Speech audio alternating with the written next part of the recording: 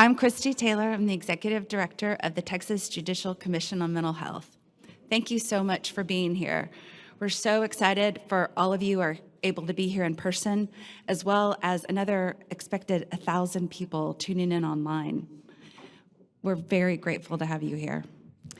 I think that your interest and your involvement in these issues shows how much Texans care for people with mental health challenges and persons with intellectual and developmental disabilities. I have the pleasure this morning of introducing Justice Jane Bland. Justice Bland was appointed to the Supreme Court in August of 2019 and elected in 2020. Before her appointment to the Supreme Court, she served as a justice on the First Court of Appeals in Houston, Texas, for 15 years and 6 years as a Harris County District Court judge. Justice Bland is board certified in civil appellate law and civil trial law by the Texas Board of Legal Specialization. She has served on the Texas Supreme Court Rules Advisory Committee for 18 years. We are honored to have her as the JCMH chair.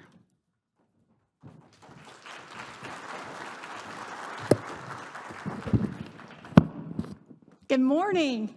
It is so wonderful to be here in person with you today, and good morning to everyone who's joining us by streaming this live. Thank you for coming. Thank you for braving the rainy weather that we had last night to get here, or getting up early to be here. We, on behalf of the Texas Supreme Court and the Court of Criminal Appeals, we are delighted that you have joined us.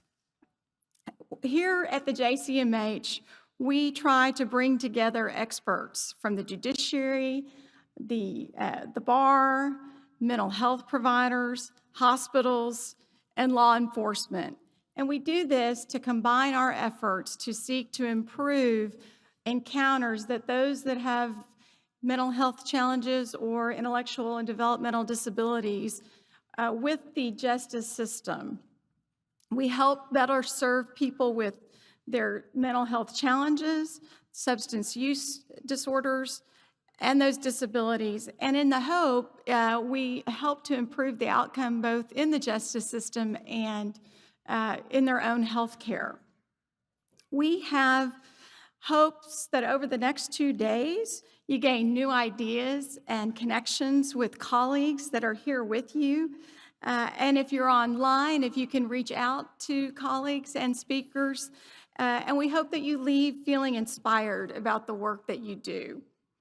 An important goal of the summit is to help spread the word about what is working well in Texas mental health law and learn what can be improved.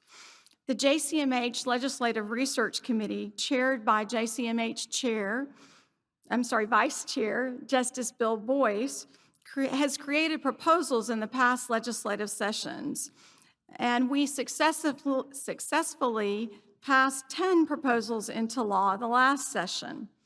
We're very grateful to Representative Joe Moody, Representative Jeff Leach, Senator Joan Huffman, and Senator Judith Zaffarini, who sponsored these mental health laws. And it seems like we're just getting past the legislative session and it's already time to start working on the next one. We will be listening to the speakers and hopefully gathering your questions and comments to help guide that work over the next 2 years. On the national front, JCMH works closely with the National Task Force to examine state courts' response to mental illness. And we are going to be holding the Southern Regional Meeting in Austin this spring, and Chief Justice Nathan Hecht, who is right now the chief of the Conference of Chief Justices, and so Chief Justices from all around the United States are going to be coming to Austin in January, and in both meetings, we are going to highlight the work that the JCMH is doing, and with the hope of helping other states form their own response, judicial response to the challenges of mental health in our court system.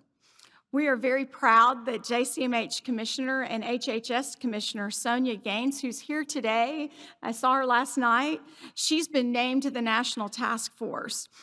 Also, we're going to have Oregon Judge Nan Walker and National Center for State Courts speakers tomorrow, and they're going to talk about what they're seeing in national health law across the country. So hopefully we'll have some good ideas from their presentations.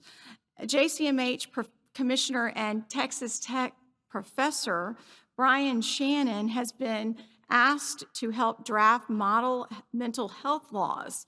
And this is quite an undertaking, and he's going to be working with other national mental health experts to try to put together some model laws. And they could not have asked a better person to help with that drafting. We're very proud that he's part of our group. Their mission is to create model laws that will reflect how to improve individual outcomes and at the same time try to find that elusive balance between defending civil liberties and preserving public safety. Judge Stephen Leifman, who spoke at last year's summit, is going to be a part of that work group as well. So we look forward to seeing their product and hopefully implementing some national models here in Texas if they work for us. Judge Barbara Hervey and I would like to thank the JCMH Executive Committee. Judge Hervey and I work with these people all the time to try to steer the work of the commission. And among those are Justice Bill Boyce and Senior District Judge John Specia, who is also our jurist in residence and sends out the newsletter that keeps you abreast of what's going on in the JCMH about 6 times a year. So they're here, and please reach out to them with your suggestions and your ideas. In addition, I'd like to recognize those people who are here in the room that are commissioners at the JCMH. If you would please stand.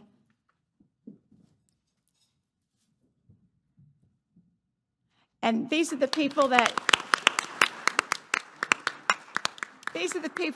have been doing all kinds of work since the JCMH was founded in 2018, and really have shouldered much of the committee work that has allowed us to accomplish the goals that we have so far and dream of new ones. And in particular, I'd like to acknowledge Judge Brant Carr, who among many hats at the JCMH has been the chair of the curriculum committee for this summit. And I know I saw him earlier. Judge Carr, thank you. He shows the rest of us judges how to accomplish everything that we talk about, how to actually accomplish it in a courtroom, which is, you know, the real end goal here. So thank you to Judge Carr, and I think everything that you'll see over the next two days is really mindful of that goal. Finally, I'd like to recognize the members of our curriculum committee. I'm sorry, so many people to recognize, our collaborative council. And those are other judges and mental health stakeholders who are assisting us in advancing this mission and work closely with the JCMH. And I think a number of you are here as well, if you would stand.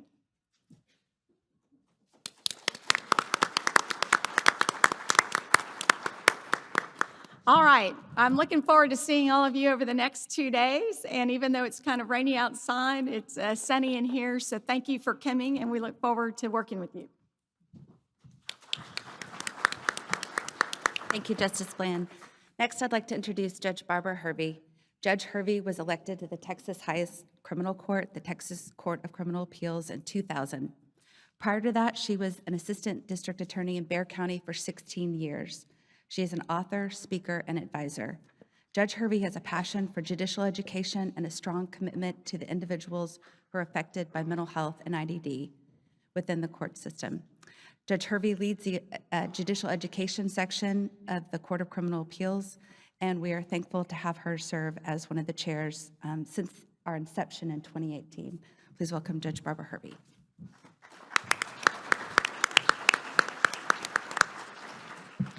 Thank you. And good morning. If I'm a little out of it today, I flew in from another conference yesterday afternoon, got up for that plane at 4:30, got up this morning to drive in from San Antonio at 4:30. So if I fall asleep at the podium, please forgive me, okay? I'm proud to serve as one of the chairs of this historic and collaborative commission, and it's wonderful to see so many judges and stakeholders, both in person and logged on, to address these important issues surrounding mental health and IDD and our justice system. At this conference I just attended, I was very happy to brag about the work that we're trying to do and are doing here in Texas. But what I like to do when I address anybody with ideas about serving those who have been underserved for so long, the mentally ill or intellectually disabled, is to remind people that the days of chaining people in attics and basements because they embarrass us, because they have problems, those days are over, or should be. And if anyone thinks that mental illness or IDD won't touch them, they're mistaken. It will touch every single person, either in your family or someone you know. I personally have a very challenging son who's got all kinds of mental problems. And he's a great kid, but quite a challenge. And my mother succumbed to Alzheimer's last year. So it will affect all of you. But getting back to what we're here for today, I have just returned from New Haven, Connecticut, where I attended a conference for the National Association of State Judicial Education. And that organization is focused on advancing the administration of justice through excellence in judicial education. In Texas, judicial and attorney education is carried out by many dedicated organizations through the grant office that we have at the Court of Criminal Appeals. And I would be remiss if I didn't introduce my grant administrator, grant lawyer, Megan Moeller, who's sitting up here. She does a great job. We have a staff of 3, and right now we're administering $26 million worth of education funds for the education of judges of all levels, the prosecutors, the defense bar, and when we can, we also educate law enforcement in the area of innocence, and oftentimes we engage with scientists. Anyway, we do a lot of education. The grants are for, like I said, judges of all levels, prosecuting attorneys, defense attorneys, personnel for these organizations, and defense attorneys in particular who regularly represent indigent defendants. The grants are also, like I said, for law enforcement and law students and others to participate in some of our scientific endeavors and innocence. I would like to direct your attention to the 8 training organizations that are funded by the court. There are 8 presently. Every year we get new applications, but for the most part we have the same 8. And if you're not familiar with these organizations, please take a moment to go to their websites and learn more. They create many free resources for judges and attorneys, and I'm going to recognize them at this time. We've got the Texas Center for the Judiciary, the Texas Municipal Courts Education Center, the Texas Justice Courts Training Center, the Center for American and International Law, the Texas Criminal Defense Attorneys, and the Texas Prosecutors, the District and County Attorney Association, and the District Court Alliance. These organizations are charged with training across many subject matters now, and what the court will do in its capacity is sometimes we direct or heavily suggest to these organizations what areas of concentration they need to really focus on. Most of them, if not all of them, will have mental health training in this next coming year. And we will monitor that and make sure that we continue to have that kind of training so that everyone in our judicial system can be trained in this area.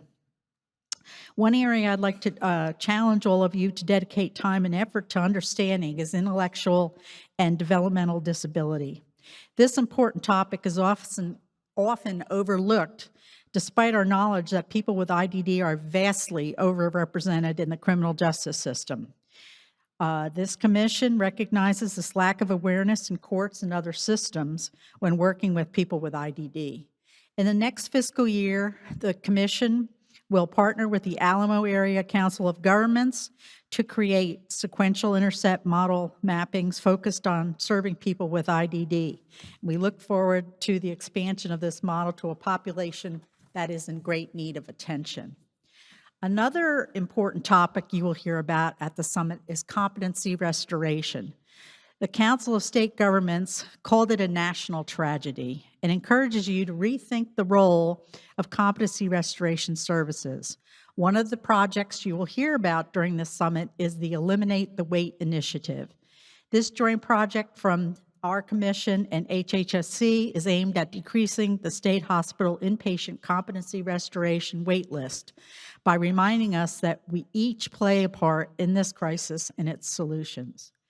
It is our hope that you will leave this summit with practical ideas, resources, and next steps for your committees, but we need your help. My staff created a statewide comprehensive tool called the CCA Resource Guide. It provides an explanation of mental health services and lists resources by type, region, and county. What they were able to do was contact all 254 counties to find resources in those counties. The resource guide is intended to be continually updated, so we need your help to keep the resources current, and I invite you to send any mental health information or resources to the email address listed in the resource guide on the Court of Criminal Appeals website. If our website, sometimes it works, sometimes it doesn't. If it doesn't work and you have information that you can share with us, you can track me down real easily at the court. And I appreciate any help you can give me in this area. The JCMH also has created a new resource, an interactive county innovations map that you'll hear about more later. If you're new to the JCMH, we hope you will visit our website, subscribe to our Jurist in Residence letters from Senior Judge John Specia, stay connected, and let us know how we can help in this vital work you're doing today and in the future. Thank you. Oh, one more note.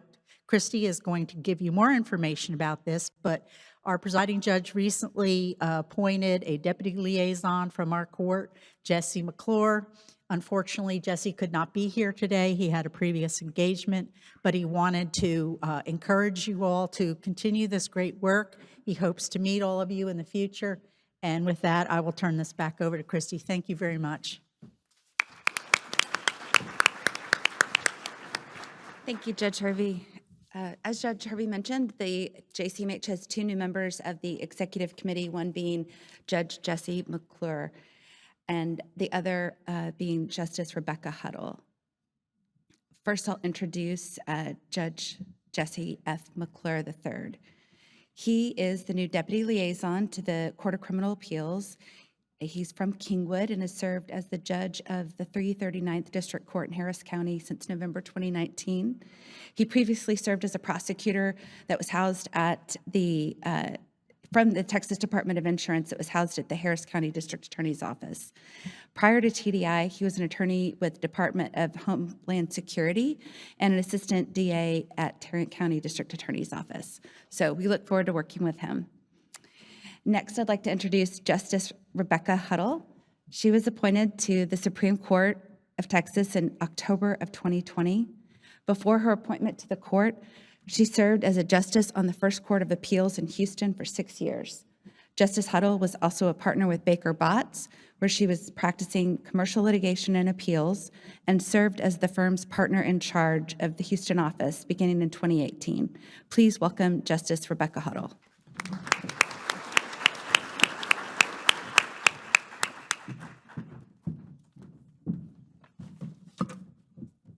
Thank you, Kristi, for that nice introduction. So I am new to the JCMH, but not to the problem of mental health disorders intersecting with the criminal justice system. As Kristi mentioned, I served as a justice on the Court of Appeals in Houston and Harris County for several years. And that is a place where our jails are one of the biggest providers of mental health services in all of the state. But what I want to mention today is that I'm very encouraged by you're all being here, by our working together toward our mission. And I want to just expand on one hope that I have, which is that one good thing that might come out of the pandemic is that we might harness the technology that we have all been forced to use for the past year and a half in order to further our mission. So the Texas Judicial Council conducted an informal survey of judges about how Zoom and teleconference hearings were going, and maybe not all that surprisingly found that litigant participation has significantly increased since courts started using telecourt.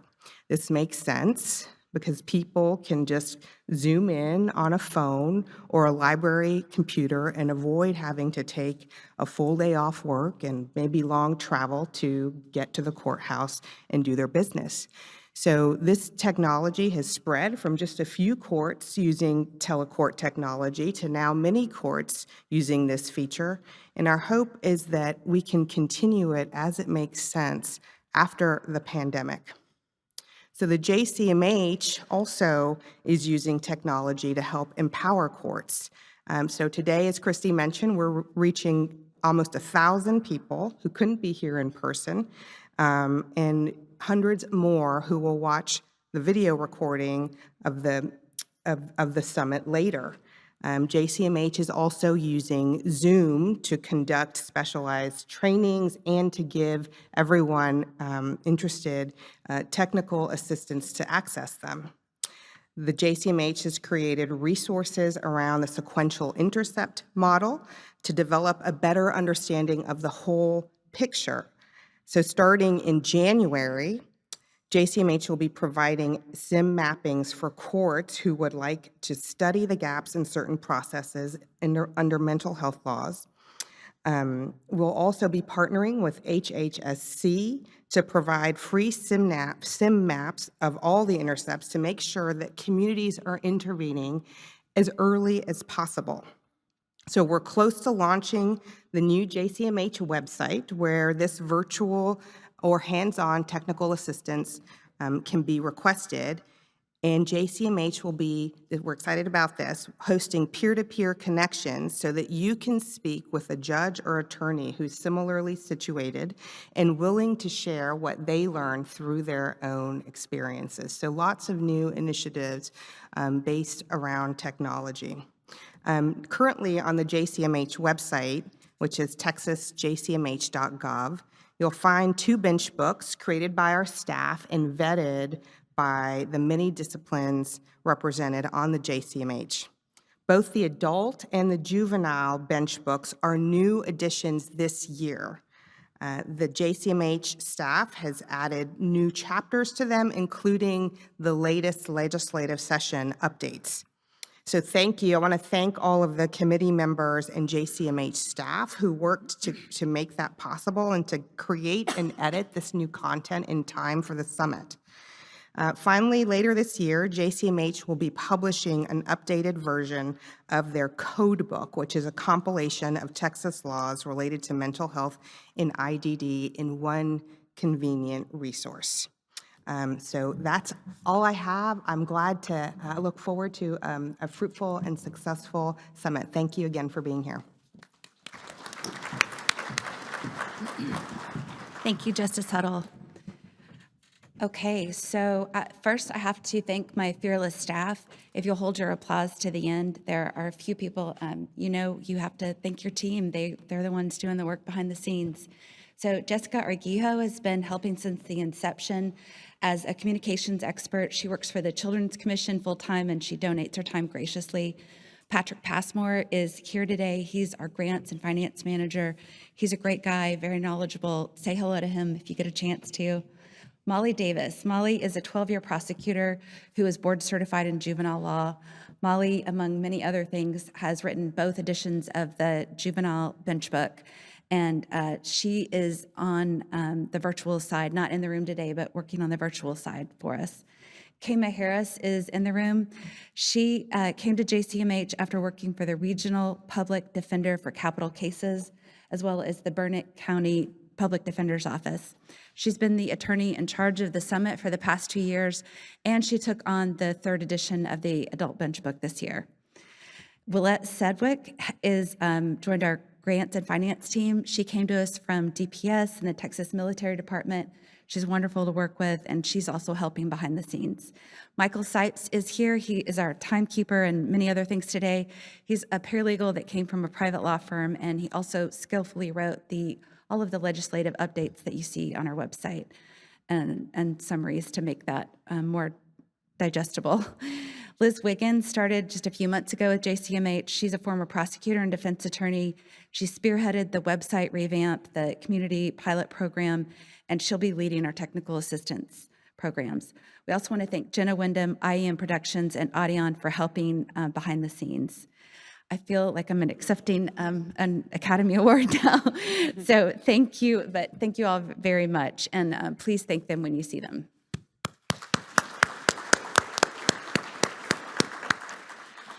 Okay, just a few housekeeping items, and then we're going to dive into the content. So you'll notice that the room has been set up a little bit differently.